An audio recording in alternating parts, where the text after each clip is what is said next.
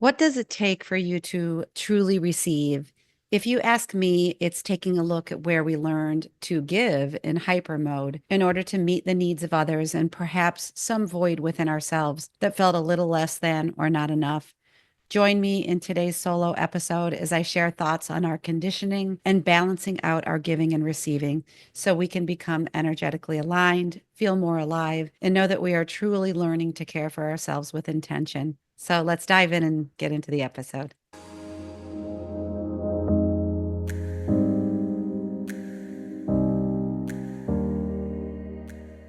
Welcome back to Mystical Sisterhood. I want to begin by saying welcome and welcome into this safe and loving space for you for whatever is coming up at this point in time. I think it's really important to say that. And I know a lot of us are feeling a lot of outside energy right now that can feel overwhelming to a lot of parts of our being, our physical nervous system, our emotions, our spiritual being. It's just not all feeling congruent right now. Whatever it's bringing to the surface for you and how you feel about it, there's always space for that here. I intend to create a space that is inclusive of diversity for sure. And that includes the diversity of your thoughts, emotions, and feelings. I really believe that when we deeply honor our own journey, we can get to the root of why we're here, why we took a body on planet Earth at this time. And I'm personally seeing so much awakening happening, even in the glimmers, in the shared conversation that might be lending to someone else's seeing of the light, knowing that we are here to truly live in an abundance and not in the scarcity we see playing out in front of our eyes. I just felt the call to say a bit about myself. Most of you are regular listeners, some of you are new, but I'm Maureen Spielman. And the way I say it these days is I have a lot of training at this point in different modalities of coaching. And I really identify a lot with the training I've had in spiritual psychology with Susie Lula. And also, I love the mystical teachings. I love ancient wisdom teachings and drawing the best of what was offered eons ago to apply to our life today. I think that I know when something is true for me in that I don't doubt it. It has an inner resonance that I can't describe. And that is what you'll see in a lot of guests here on the show is that I love the human side of the work we do where we tend to our emotional life and our inner child. We work on reparenting ourselves. We work on creating judgment free consciousness within ourselves. That is absolutely part of what I care deeply about. And then bringing in the best of the mystical tools that are out there. And that is what a lot of the offerings that are more along the lines of bringing in someone who channels information or is psychic in their abilities or can read records of your past lives or is a specialist in our dream work, in our subconscious states. I am continually blown away by what's coming across the threshold of mystical sisterhood. And I truly know that it is only the beginning of what is beginning here. And I'm passionate about it, as you can tell, because I love seeing it bring new perspectives into people's lives. Like I said, awakening something within. Oh, I'm here for a reason. Oh, that's my skill set. Oh, I can own that. And so the way that I love to do the work is one-on-one coaching. I love to do group work. I love to bring voices to the podcast here. And nothing delights me more than seeing our shared sisterhood rising. So I grew up in a sea of women. I have four sisters, my mother, I have a daughter. I'm surrounded by she and her friends and feminine energy, my sisters, my nieces. And I just feel like the web and the interconnectedness that is growing amongst sisterhood in general, it is having its moment. It is having its time. It is so important. And that's how I feel about that. I'm just passionate about bringing voices to the table. I'm married. I've been married for 27 years or so. I've been with my partner since the end of college. And it's so funny because I told an astrologer that recently, and she's like, "Oh, bless your heart, dear one." And I just had to laugh at that.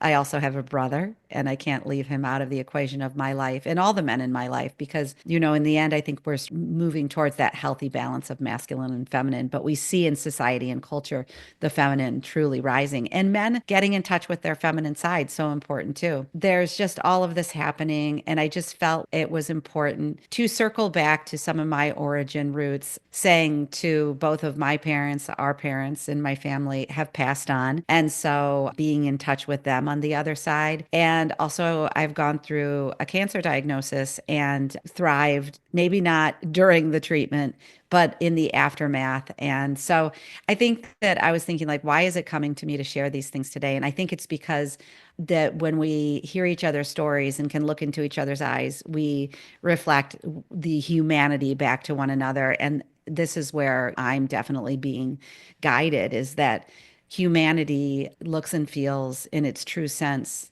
It has certain qualities, and we know what those are. And we know when we look our fellow man and women in the eyes with respect and reverence and honor, we know what that feels like. And I'm committed to living in that light and truth. So I want to say too, I'm always focused on the things in my life, like in this podcast that I share here, whether it's sitting with a guest and hearing their life and experiences and wisdom along the journey, or just speaking about my own experiences as a mother, as a wife, as a solopreneur, as a professional, as a friend, all the roles I play.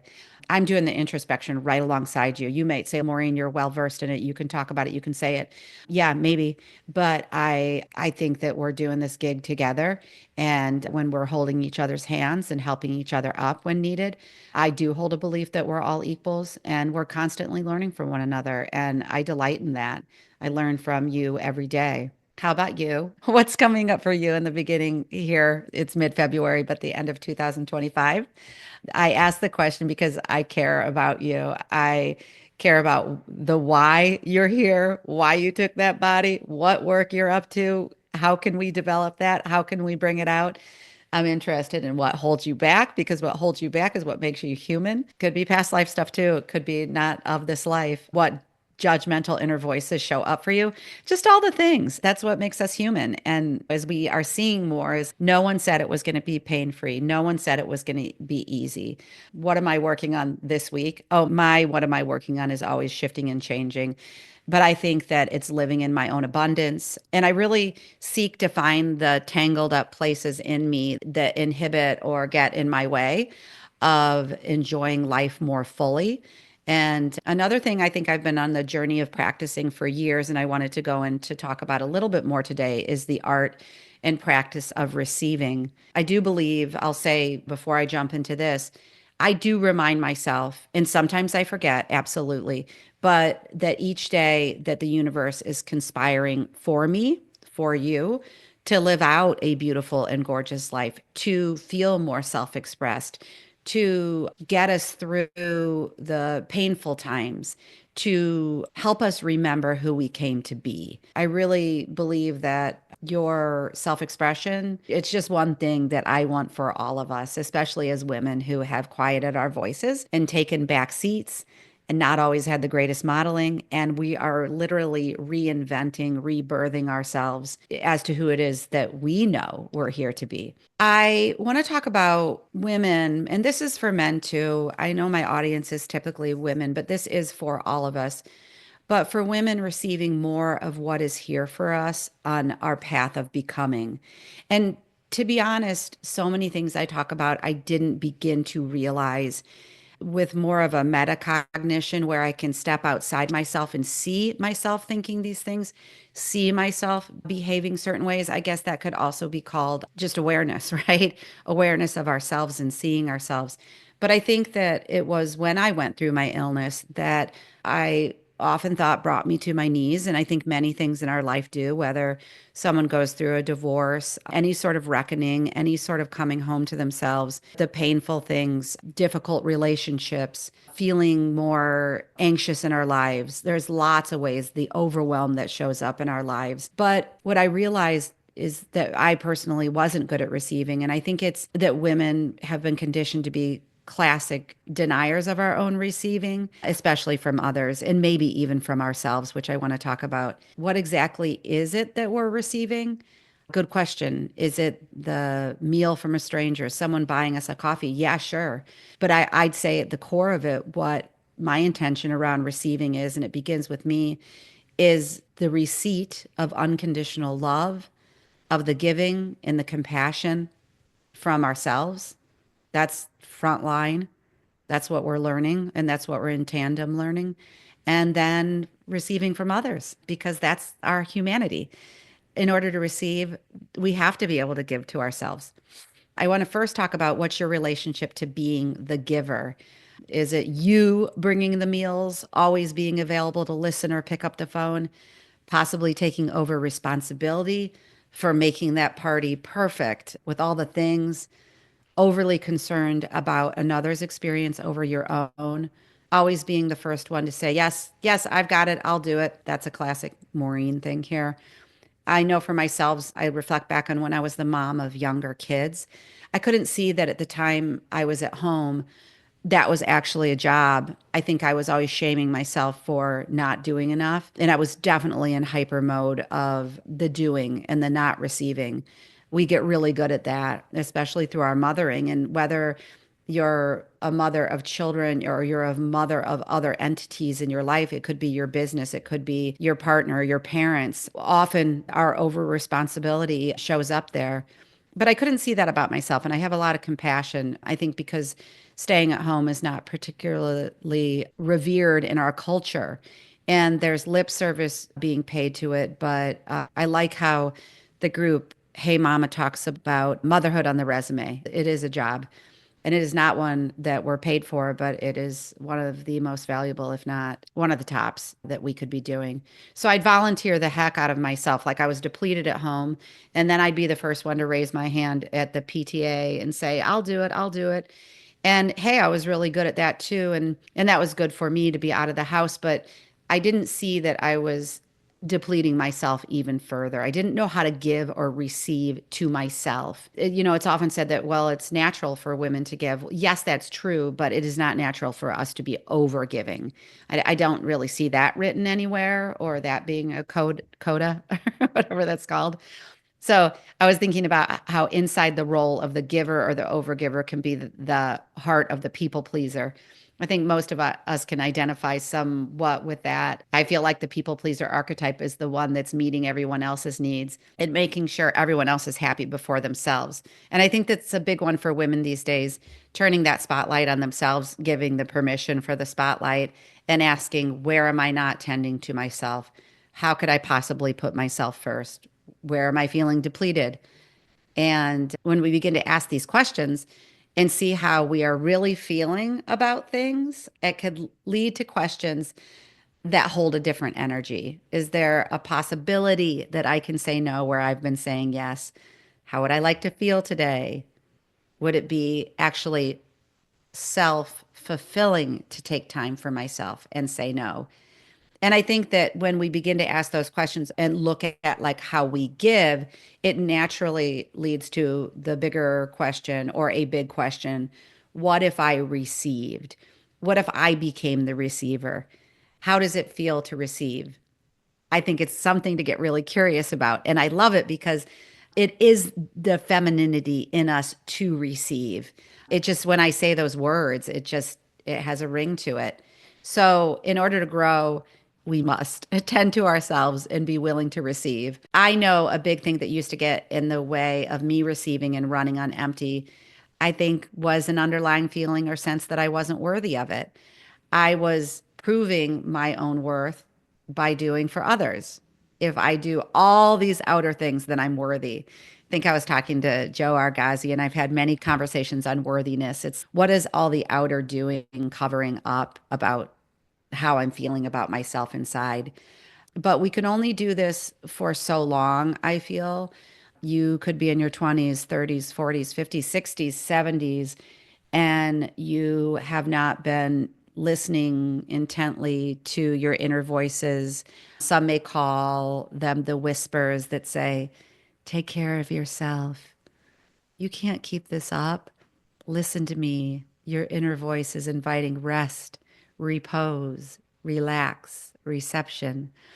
And I personally have experienced that these whispers come to us or me quietly, and they grow in resonance as time goes by. Before we know it, they become louder and they show up in depletion, overwhelm, burnout, crashing, all the things. Could be illness for some people. One thing that I was thinking about a lot this week is how I have this inner voice that shows up too. And it is related to guilt and shame. And it goes like this: I feel bad about the fact that I said no to that party. I feel bad about the fact that I ate too much again. I turned to having too much sugar. I feel bad about not having called somebody. And the litany goes on. And what it really says to me is I'm feeling bad about taking up too much space, having my own needs known, stepping to the front of the line, speaking my truth. And so I just think it's an interesting voice. I think being aware of these voices is so critical. And I think that could be a whole episode in the making of I Feel Bad About. But I'm really tired of feeling bad about myself. And I'm quite aware of when that voice comes in.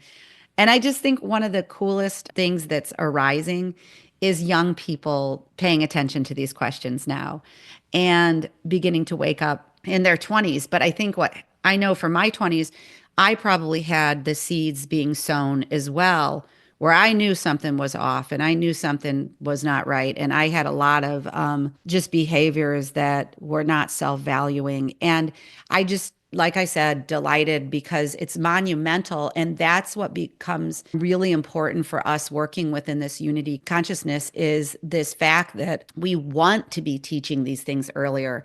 And perhaps we miss the boat like from birth to 20, but there's so much wisdom awakening right now that let's play the role, like for me and my peers at midlife, to be mentors and ushers into this new age of knowing. I feel like, and I'm saying this, that we have to make room for the you that is becoming. Think about how you have received in your own life. What were you taught about being the giver in your family of origin? Did you get like kudos and like over praised for that?